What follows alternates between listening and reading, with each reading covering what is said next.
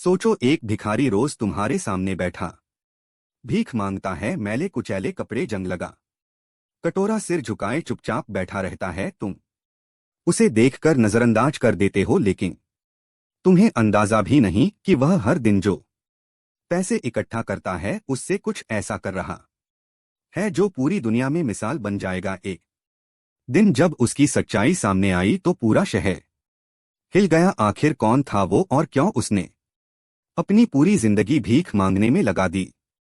तो आखिर सच क्या था, आइए जानते हैं इस भिखारी की अनसुनी कहानी। शहर के सबसे व्यस्त चौराहे पर एक पुराने मंदिर के बाहर फकीरा नाम का एक भिखारी हर सुबह अपनी जगह पर आकर बैठ जाता था। मैले कुचैले कपड़े, बढ़ी हुई दाढ़ी, बिखरे बाल और हाथ में एक जंग लगा कटोरा।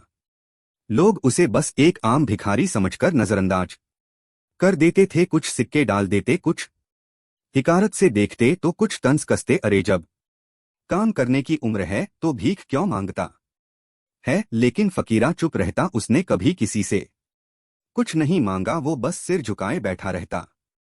और जब उसका कटोरा सिक्कों से भर जाता तो उठता और शहर की तंग गलियों में कहीं गायब हो जाता। शहर के लोगों को उसकी इस हरकत से कोई फर्क नहीं पड़ता था, लेकिन रघु जो एक 12 साल का गरीब लड़का था, उसे यह सब अजीब लगा। रघु खुद स्कूल नहीं जा पाता था, इसलिए कचरे में से काम की चीजें इकट्ठा कर बेचता था। एक दिन जब फकीरा सिक्के लेकर उठा तो रघु ने चुपचाप उसका पीछा किया। फकीरा संकरी गलियों से होकर एक पुराने जर्जर मकान में पहुंचा। रघु ने खिड़की से झांककर अंदर देखा और उसकी आंखें फटी की फटी रह गई। अंदर करीब 60 से 70 बच्चे पढ़ाई कर रहे थे। उनके कपड़े फटे पुराने थे, लेकिन उनके चेहरे पर खुशी थी। उनके पास किताबें, स्लेट और कुछ लकड़ी की कुर्सियां और टेबल रखी थी। फकीरा अंदर गया और अपने कपड़े से सिक्के निकालकर एक बूढ़ी औरत को दे दिए। बूढ़ी औरत ने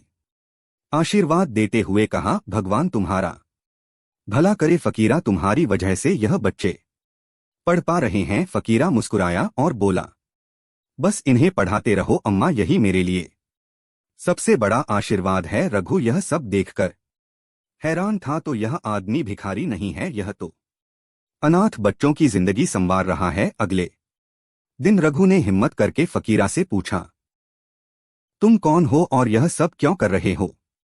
फकीरा पहले तो चुप रहा, फिर एक लंबी सांस लेकर बोला, मेरा असली नाम रणवीर सिंह है। कभी मैं इस शहर का सबसे बड़ा व्यापारी था। करोड़ों की संपत्ति थी, बड़ी हवेली, गाड़ियां, नौकर चाकर, सब कुछ। रघु हैरान था। तो फिर तुम भीख क्यों मांगते हो? रणवीर की आंखें नम हो गई। एक दिन मेरे लालच और घमंड ने मेरी दुनिया छीन ली। रणवीर ने बताया कि कुछ साल पहले उसने शहर के एक अनाथालय की जमीन जबरदस्ती हड़प कर वहां एक फैक्ट्री बनाई थी, लेकिन उसी रात फैक्ट्री में आग लग गई और दर्जनों अनाथ बच्चे जलकर मर गए।